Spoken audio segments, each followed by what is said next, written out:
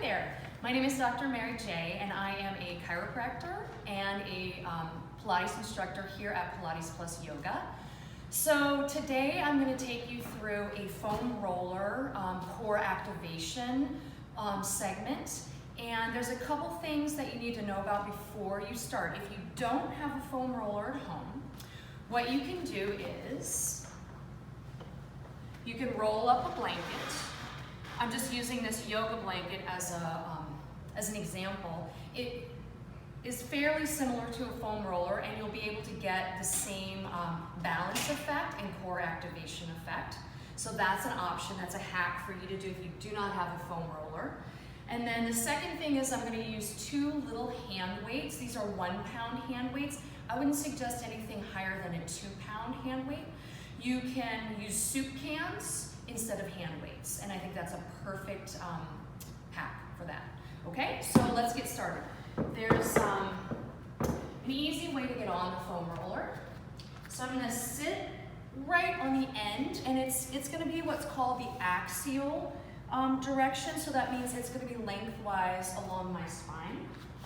So I'm going to sit right on the end with my tailbone at the very end of the roller, and then I can either do a roll down, just like in Pilates, or I can ease myself down with my hands, like that, and I can ease myself back up, or I can go ahead and do a roll down. And again, it's activating my core. Okay, so once you're on the foam roller, you just want to make sure that your head and your tail are, from your head to your tail, is connected to the foam roller.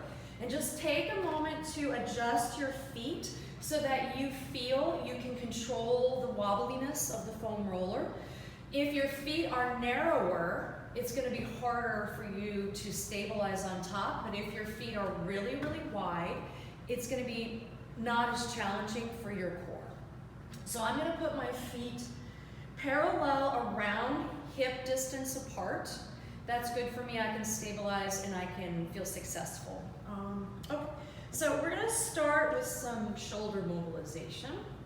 So what I'm just going to do is I'm going to really try to maintain the position of my pelvis and the position of my rib cage while I'm on the foam roller. So the goal is to use my breath to stabilize on top of an unstable surface. And we're just going to start with what's called marionette arms. So I'm just going to go ahead and maintain everything stable and just float one arm up, just like there was a marionette string connected, and then the other. So I'm going to alternate. And again, if your feet are narrow, it's going to be more difficult. If they're wide, it's going to be easier for you to stabilize. So I'm just lifting one arm at a time, challenging my core to find a stillness. Now I'm going to do both arms, which is slightly more challenging. It decreases my base of support. And again, it's just as if my hands are connected with marionette strings. I'm going to do one more double arms. And then we're going to go into leg marionettes. So the position of your arms relative to the foam roller is similar to the position of your legs relative to the foam roller. If I widen my arm position, it's going to be much more stable. If I want to challenge myself, I'm going to take my arms closer to the foam roller, which is going to activate my core and challenge my stability a little bit more. So now we're going to perform leg marionettes. So I'm just going to float one leg up and then replace it. And again, every time I lift one limb, I'm drawing on my core muscles to create a stillness in my torso. And I like to inhale when I lift the leg. I like to fill up my pelvis and my ribs with air. And I'm just going to do one more each side, singles. And then I'm going to go ahead and take this to doubles. Double legs is a little more challenging just because of the weight of your lower limbs. And again, I'm inhaling so that I can create stability with my breath. And I'm going to perform one more. About about 3 to 5 of each one is pretty good. Good. Now we're going to go into shoulder shrugs. So just some more shoulder mobilizations. I'm just going to let my arms be heavy on the mat, and I'm going to slide them up, and I'm going to slide them down. So being on the foam roller, this is a massage for the muscles in between my shoulder blades and the muscles that move my shoulder blades. So I'm just going to slide up and slide down. I'm going to do one more of these. Good. And now I'm going to perform what's called snow angels and bat wing arms. So that's what I learned them as. So snow angels, you remember when you were a kid and you laid in the snow and you made snow angels. So I'm just going to turn my palms to face up, and I'm going to slide my arms like I'm making a snow angel. At a certain point, it's going to get tight for my shoulders, but I'm going to really try to allow my arms to be as heavy as possible. Right there, you can see it starts to get tight, and that's these muscles here stretching. I'm going to do one more snow angel.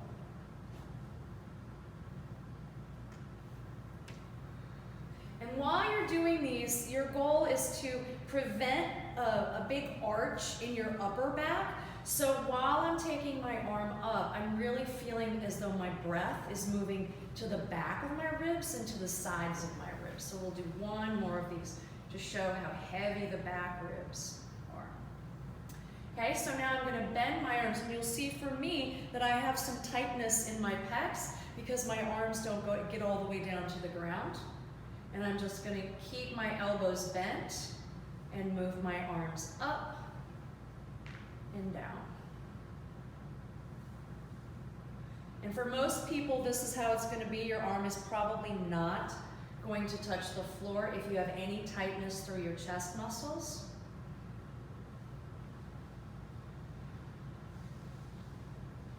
And I'll just do one more of the bat wings or the bent arm snow angels. Great. Then I'm going to grab my hand weights for the next set of exercises. So I'm going to start with my arms straight up. I like my palms to face each other, and I'm going to perform what's called rib cage arms. And again, what I'm looking for when my arm moves into flexion is that my upper back doesn't pull into extension, and then I'm really grounded onto the foam roller. So I'm going to inhale when my arm goes into flexion, and I'm going to exhale, return.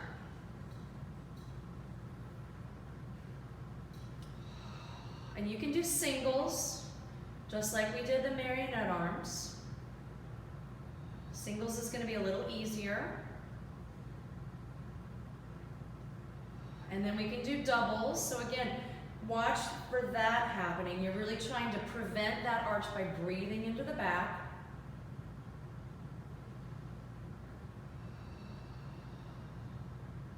And again, I'm inhaling when I move my arms and exhaling. And I'm engaging my belly just a little bit by drawing in my abdominals.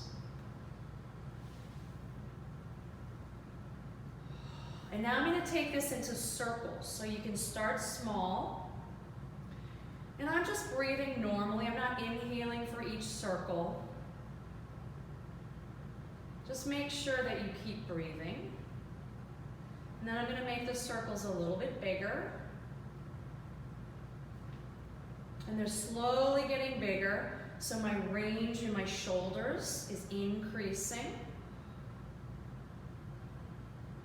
Feels really good.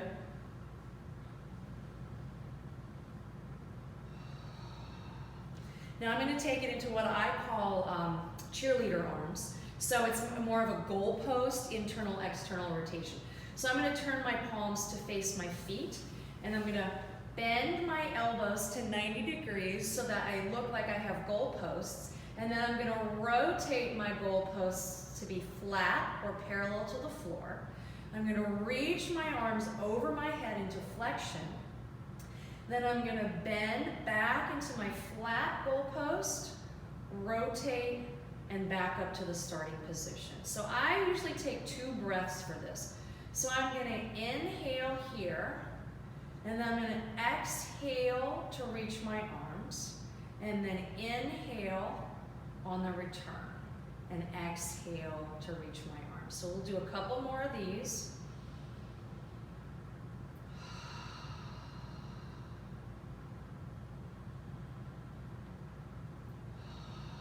And again, 3 to 5 is plenty.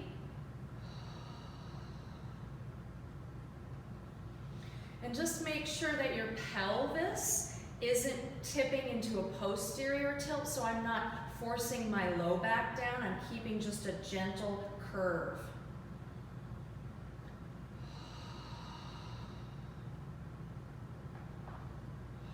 Good. The last one I'm going to do is called peel the banana, and you'll see why. So I'm going to stretch open my arms, and I'm really going to actively stretch as far as I can. And once I hit the floor, I bend and reach up through the middle. So I'm inhaling when I start, and I'm exhaling back up to through the middle. And again, most people will get a big chest stretch for this.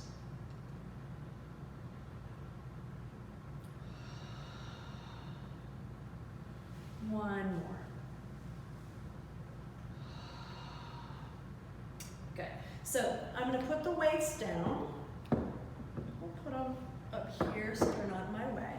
I'm going to go ahead and straighten my legs and straighten my arms. You can have palms up or palms down for me. I think it's good for me because I'm forward oriented and in general to open the palms so that you can get some external rotation in the shoulder. And again, see how I'm a little unstable on the roller, so that's helping to turn on my core. So I'm going to do what's called horizontal jacks. So I'm going to start by opening one leg out to the side and then slide it back toward the midline. And then I'm going to do my other leg. And again, this is challenging my core stability. Then I can do my arm and my other arm. And then I can add opposite pairs. So I'm going to start with my left leg and my right arm. That's why it's called horizontal jacks. So I'm moving away from the midline and then back toward. Then I'm going to go my right leg and my left arm. And I'm just going to alternate.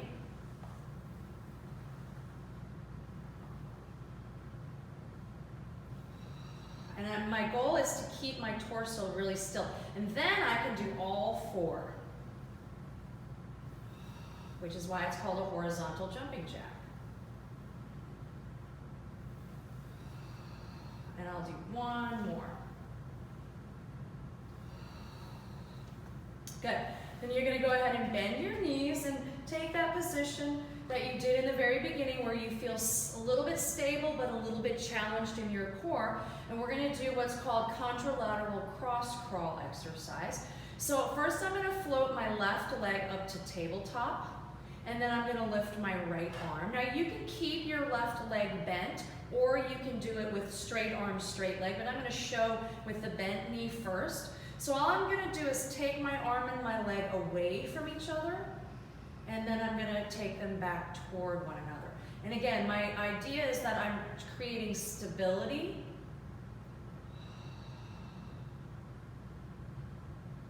Good, and then I'm going to show it with a long lever with the leg. And I'm using my breath and my abdominal muscles, along with the limbs that are on the floor, so my right leg, left arm, to create stability. And then dismount gracefully, and we'll do the other pair. And again, I'm inhaling when I move away. And you can make this as big or as small. So my contralateral cross crawl could be here. Or it could be long lever and really big.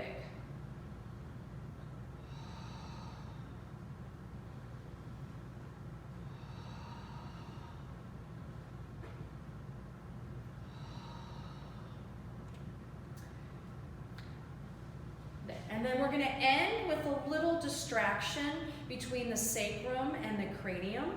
So I'm going to straighten my legs, have my arms down beside, and I'm gonna let my head come off to one side of the foam roller while I allow my pelvis to kind of tip off to the opposite side. So you can see I'm kind of X, like an X on the foam roller. And it's literally just hanging here.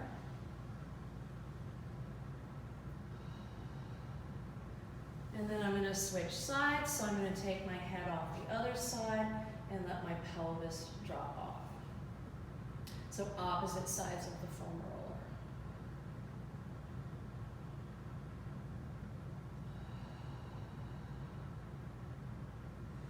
And then come back to the center. The best way to dismount the foam roller to kind of maintain that equilibrium that we just experienced is you're just gonna roll to one side and then push the foam roller out of the way. Take a moment on the mat to feel just the differences, and then roll to your side and push yourself up. So that concludes this segment, axial foam roller. And keep in touch with the Pilates Plus Yoga Center because we are offering foam roller online workshops. Thank you so much.